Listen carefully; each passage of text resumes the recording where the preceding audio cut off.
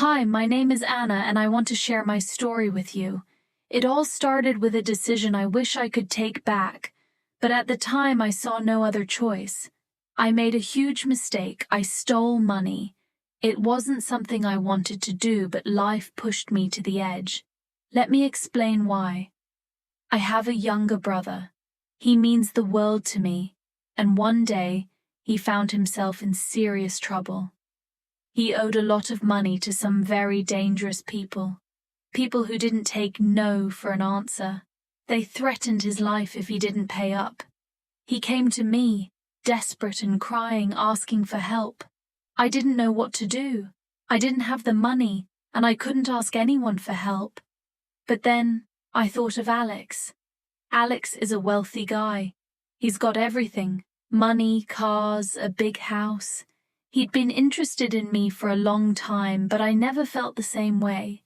He'd always tell me, "I can give you everything, Anna, but you have to be mine." It was a tough situation, but my brother's life was on the line. I didn't know what else to do, so I turned to Alex. I asked for his help, and to my surprise, he agreed to give me the money. But there was a catch. He told me, "You'll get the money, but only if you marry me." I froze. I couldn't believe what he was saying. How could he ask me that when my brother's life was at stake? I told him no, I didn't love him. But Alex didn't care. He said, "If you want the money, you'll have to be mine." I was desperate. My brother needed me, so I agreed. Alex gave me the money, but deep down, I knew I couldn't marry him. That night I went back to his house, hoping to return the money and end things. But when I got there, things took a terrifying turn. Alex didn't listen to me when I said I wanted to leave, and his behavior started to scare me. In a panic, I grabbed something from the table, a vase, and hit him with it. He fell, and I ran. I ran until I couldn't anymore. My legs gave out and I collapsed. I found a quiet little house, knocked on the door, and a man named Jack answered. I asked for his help, and he let me in without hesitation. I stayed at Jack's house for 3 days. During that time, the police came looking for me. Alex must have called them, but Jack helped me hide. He never judged me.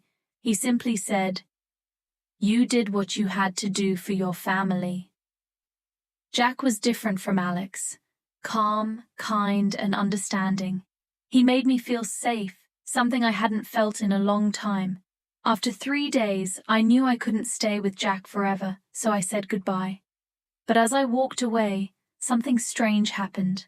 I couldn't stop thinking about him. His kindness, his smile, it stayed with me. I realized I had feelings for him. I didn't know what to do. Should I go back? What if he didn't feel the same way? Days turned into weeks, and I couldn't forget Jack. My brother was safe now. The money had paid off his debt, and the dangerous people left him alone. But something inside me felt empty. I missed Jack. One day I made up my mind. I had to see him again, even if he didn't want to see me. I packed a small bag and went to Jack's house. When he opened the door, I was nervous. But he smiled when he saw me. "Anna, you're back," he said.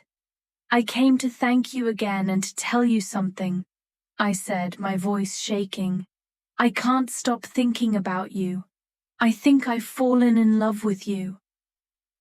Jack looked at me, and for a moment he didn't say anything. My heart raced. Had I made a mistake? But then he smiled and said, "I've been thinking about you too. I missed you every day since you left." I couldn't believe it. He felt the same way. Over the next few weeks, Jack and I spent a lot of time together. He showed me his garden, his favorite books, and even his old guitar.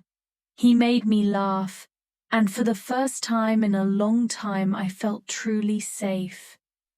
But things weren't as simple as they seemed. Alex hadn't given up. One evening, Jack and I were sitting outside when we saw a car approach. My heart sank.